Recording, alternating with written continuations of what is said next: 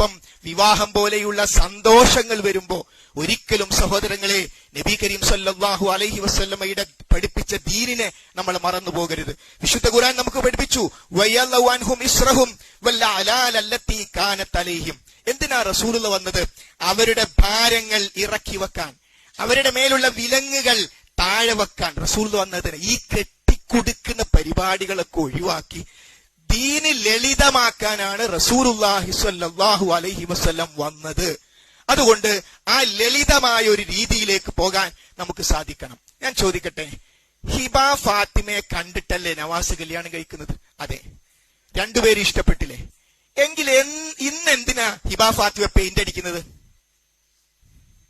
ഹിബ ഫാത്തിമയുടെ paint അടിക്കാത്ത, beauty പാർലറിൽ പോകാത്ത മുഖം കണ്ട് സംസാരിച്ച്, അന്നെങ്ങാനും ബ്യൂട്ടി പാർലർ പോയാൽ വേണ്ടാന്ന് പറയും, കാണാൻ പോയപ്പോൾ പെയിന്റ് അടിച്ച് ഒത്തിരിക്കുക, അമ്മ നമുക്കത് വേണ്ട നവാസ് പറയില്ലേ?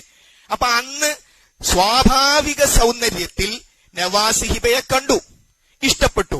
ഇന്നെന്തിനാ പെയിന്റ് അടിക്കുന്നത്? അത് വേറുള്ളവരെ കാണിക്കാനല്ലേ? ഒരു കല്യാണത്തിന് ഒരാൾ പറഞ്ഞു, ഞാൻ കുട്ടീന്റെ ഉമ്മാനെ ചോദിച്ചു, കുട്ടീന്റെ ഉമ്മ കാണുന്നില്ല, ഉമ്മെല്ലാം കൂടി പെയിന്റ് അടിച്ച് ഒരു പെൺകുട്ടിന്റെ മാതിരി അയക്കുന്നു.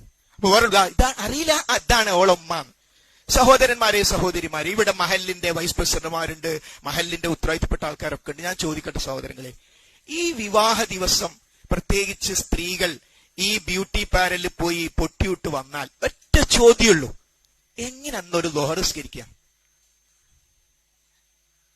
ദോഹറസ്കരിക്കൊക്കെ ഒഴിവാക്കി ഒന്നെടുത്ത് പിന്നെ ഇടുക അസറാകുമ്പോൾക്ക്, പിന്നെ അസറിന് വീണ്ടും ഒഴിവാക്കണ്ടേ എന്ന് പറഞ്ഞാൽ ഇതാ പറഞ്ഞു വയല്ലഹു അൻഹും ഇസ്റഹും വല്ലഅലാൽ അല്ലത്തി കാനത് അലൈഹ. എല്ലാ ഇടങ്ങേറും ഒഴിവാക്കാനാണ് റസൂലുള്ള വന്നത് സ്വല്ലല്ലാഹു അലൈഹി വസല്ലം.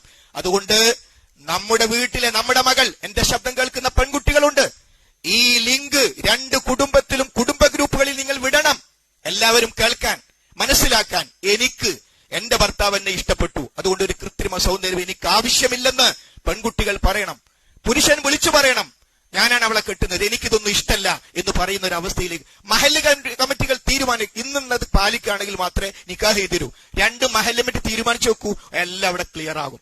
ഇതെന്താ, എല്ലാ പേക്കൂത്തിന്റെ അടുക്ക് മൂപ്പര് വന്നിട്ട് ഒരു ഹുത്ബയും നടത്തി അങ്ങ് പോവുക. എല്ലാറ്റിനും മേലൊപ്പ്. ഞാൻ വരുന്നതിന് മുമ്പും ഞാൻ വരുന്നതിന് ശേഷവും നിങ്ങൾ നടത്തുന്ന എല്ലാ പേക്കൂത്തിനും ഒപ്പിട്ടിരിക്കുന്നു. ഇങ്ങനെ ഒപ്പിടേണ്ടവരല്ല പണ്ഡിതന്മാർ, ഇങ്ങനെ ഒപ്പിടേണ്ടവരല്ല ഖത്തീബുമാർ. ഇടപെടണം. മഹല്ല് കമ്മിറ്റി അജണ്ട വെച്ച് ചർച്ച ചെയ്യണം.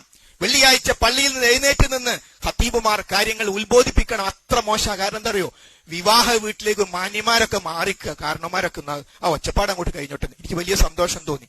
പാട്ടും പാടി വരികയും മുട്ടി. ഞാൻ പറഞ്ഞു, ഞാൻ ഇവിടുന്ന് ഇപ്പൊ പോവും. കാരണം നവാസ് വീട്ടിലേക്ക് കയറേണ്ടത് സലാം പറഞ്ഞിട്ടാണ്. മുട്ടിപ്പാട്ടുമായിട്ട് കയറിയ സഹോദരങ്ങളെ സലാം എവിടെ കേൾക്കും? അതുകൊണ്ട് ആ പാട്ടുപാടി വന്ന എല്ലാവരോടും ഞാൻ ക്ഷമ ചോദിക്കുന്നു. നിങ്ങൾ ആ സന്തോഷത്തിൽ പാടിയതാണ്. പക്ഷേ വിവാഹ വീട്ടിലേക്ക് വരുമ്പോൾ ഈ വീടും നവാസിന്റെ വീടും തമ്മിലൊരു അഭേദ്യമായ ബന്ധമുണ്ട്.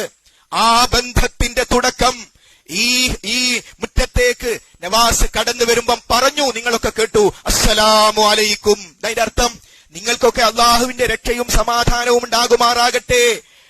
ഇവിടെയുള്ള കാരണവന്മാർ എല്ലാരും തിരിച്ചു പറഞ്ഞു, മോനെ വഅലൈക്കും സലാം വറഹ്മത്തുള്ളാഹ്, അള്ളാഹുവിന്റെ രക്ഷയും സമാധാനവും നിനക്കുമുണ്ടാകുമാറാകട്ടെ. അത് നഷ്ടപ്പെട്ടു പോകും. അതുകൊണ്ട് പിന്നെ പാട്ടില്ലേ, പാട്ടുണ്ട്. പെരുന്നാൾ ദിവസം അബൂബക്കർ സിദ്ദീഖൊക്കെ ഉള്ള സമയത്ത് കുട്ടികൾ ഇങ്ങനെ പാടുക നബിന്റെ വീട്ടിൽ നിന്ന്. അപ്പൊ സിദ്ദീഖിൽ പറഞ്ഞു, വെട്ടിപ്പോരുത്, അത് അപകടമാകും, പാടരുത്. ഇപ്പൊ റസൂൽ പറഞ്ഞു, പെരുന്നാളല്ലേ, കുട്ടികളല്ലേ, പാടിക്കോട്ടെ. നേരത്തെ രണ്ട് കുട്ടികൾ മൈക്ക് എടുത്തിട്ട് പാടാൻ ഞാൻ പറഞ്ഞു, ആരും ഉണ്ടരുത്, കുട്ടിക്ക് പാടാനുള്ള മൈക്ക്.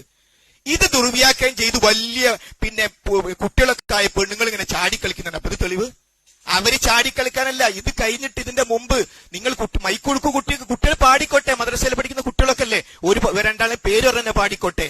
എന്നാൽ അത് ദുർവ്യാഖ്യാനം ചെയ്ത് അന്യ പുരുഷന്മാരുടെ മുമ്പിൽ ഈ തുള്ളിച്ചാടുന്ന വീഡിയോ സമൂഹത്തിൽ ഒന്നാകെ കടികന്മാർക്ക് കൊടുക്കാൻ ആര് പറഞ്ഞു? സഹോദരങ്ങളെ, നിങ്ങൾക്ക് ആർക്കും ഇഷ്ടപ്പെടില്ല, ഞാൻ നോക്കൂല. അള്ളാഹ്ക്ക് ഇഷ്ടപ്പെടുന്ന എനിക്ക് നോക്കേണ്ടതുള്ളൂ. അള്ളാഹു നമ്മെ കാത്തു രക്ഷിക്കുമാറാകട്ടെ.